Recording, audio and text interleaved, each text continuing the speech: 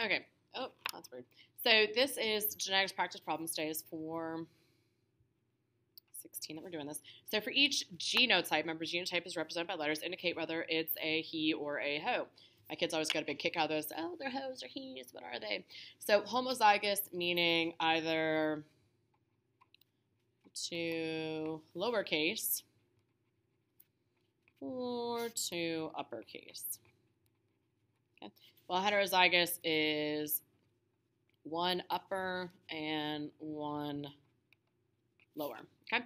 I'm going to take a minute. I'm going to let this just kind of run. See if you can answer it. So, and I'll give you guys a head start. Two capital A's, that's going to be a ho. Big B, little b, yes, it's the same letter. It has to be the same letter regardless. That's a heterozygous. So go ahead and fill that in. Okay. So we have ho's and he's. So if you're looking at it, heterozygous is upper and one lower. Homozygous is two lowercase or two uppercase. Okay. So I'm going to wait about a minute or so.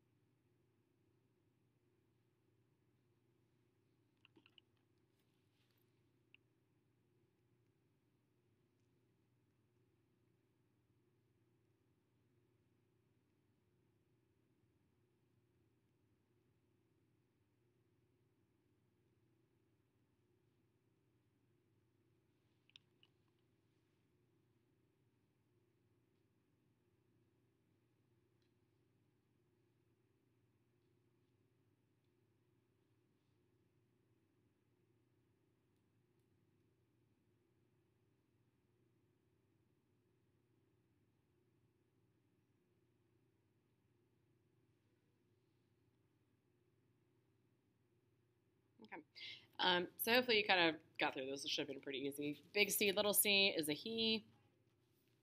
Big D, little d is a he. Big E, little e is a he. Two lowercase f's are homozygous. Big G is a ho. Big H, ho. This is capital I, lowercase I, so that's a he. Big J, that's a he. Two little k's, ho. Big L, little l, he. Big M, he. Little n, ho. Two big O's, ho. Big P, little p, he. All right? So that is how you do that one. That should have been pretty easy. So it says for each of the genotypes below, determine the phenotypes. So in this case, now we're going to put what the actual physical appearance is. So it says purple flowers are dominant to white flowers. So if you have any of the dominant traits, you're going to be having the uppercase. So dominant means at least one uppercase letter. Doesn't have to have both, but has at least one, that is the dominant trait. So if you have two big P's, it's going to have the dominant trait. So purple. Okay. If it has at least one, I understand that it has one of each, but the dominant one in this case, if it has a capital letter, it has to have the dominant trait. Doesn't matter if it has one or two. So this one, big P, little p, is going to be purple.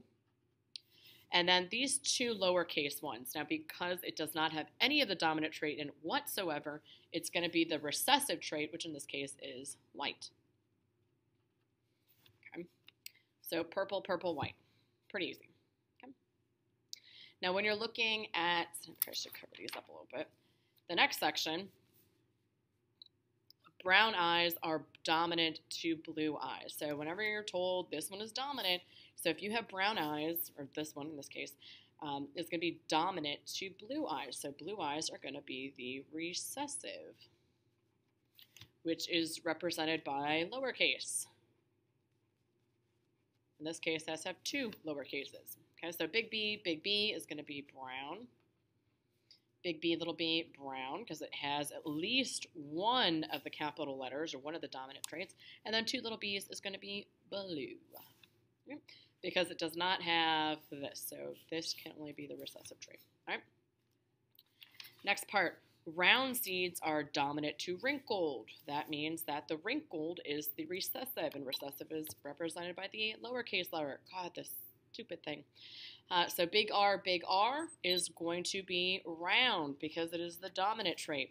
Big R, little round r is going to be round as well because they are the dominant trait. And then wrinkled is just going to be this little fella. So it still has the recessive trait for wrinkled in it, but it's not the phenotype. It's not what is physically expressed. Then the last part is going to be bobtails are recessive to longtails. We're talking about cats. Never seen a bobcat. They have bobtails. Oh, good Lord in heaven above. Come on, come on, come on, come on. Ah! So bobtails are recessive, longtails are dominant. Oh, this thing, we don't get along all the time. I like unplug it, plug it back in. Oh, I'll probably ruin it. Oh, you were so close. Let me get extra. Oh, there we go. Oh, okay, awesome. So bobtails are recessive and longtails are dominant. That means longtails, the dominant trait, are going to be the uppercase. So if it has one or more uppercase letters, it is going to be the longtail. So big T is going to be long. Big T, little t, long, because it has the capital letter. And then little t is going to be bobtails. Okay, there you go. All right, now the last part. For each phenotype, list the genotypes. Okay, so you're going to actually put the letters for it.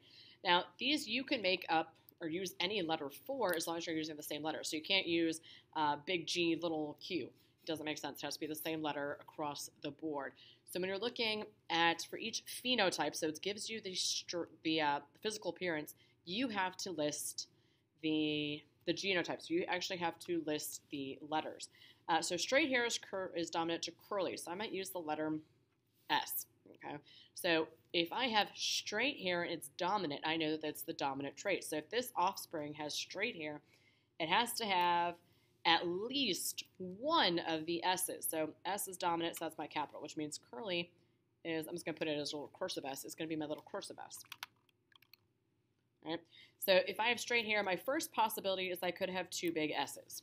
Okay, it doesn't tell me, you have to know for sure which one it is, but it has to have at least one of the dominant traits, which means if you kind of looked at the pattern before, big S, little s, okay, because it could have a recessive trait, we just don't see it.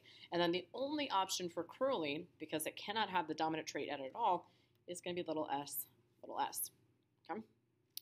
Now looking at this last one, pointed heads are dominant to round heads. You can keep the same letter, it really doesn't matter. In this case, I'm going to put P. Okay, so P is going to represent my dominant trait. So go ahead and try to fill that out. It's kind of like a pattern. There's two options for dominant traits, and there's only one option for what the recessive trait could look like. So fill it in real quick, and little p, obviously it's going to be lowercase. Okay? So those are your two options. Round, there's only one option for round. So looking at P, you know it has the dominant trait, so it has to have at least one of the capital letters. In this case, we'll do both of our capitals up there. So it's dominant homozygous because it's the same, big P. But it could also be heterozygous dominant, so it has one of each. Okay, so homo meaning same.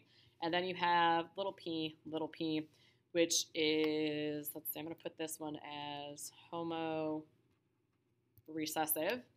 This is hetero dominant. And then, whoopsies, didn't anticipate doing that. Let's put this one over here. This is going to be homo dominant, okay? So because they're the same small little letters, but it's a recessive trait, so you can be heterozygous dominant. You cannot be heterozygous recessive, because if you have at least one allele of the dominant trait, you're going to be that.